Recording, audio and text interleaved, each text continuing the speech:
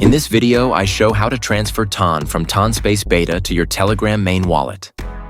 First, open your Telegram wallet. Then tap on TonSpace Beta. Here, make sure you have TON coin available and ready to transfer. Now tap on Send and tap on your wallet. Here you can enter the amount of TON depending on your balance. Make sure not to send all of your balance, as we need to pay a transaction fee for this. Now tap on Continue, tap on Confirm, and tap on Send. Done. Now let's wait for a couple of minutes. Okay, tap on the three-dot icon and tap on Reload Page. As you can see, our TON balance in TonSpace Beta has disappeared.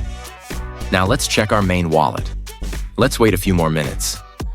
Okay, tap on the three-dot icon and tap on Reload Page.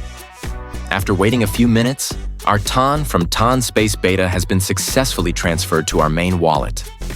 And that was it. Subscribe. It's free.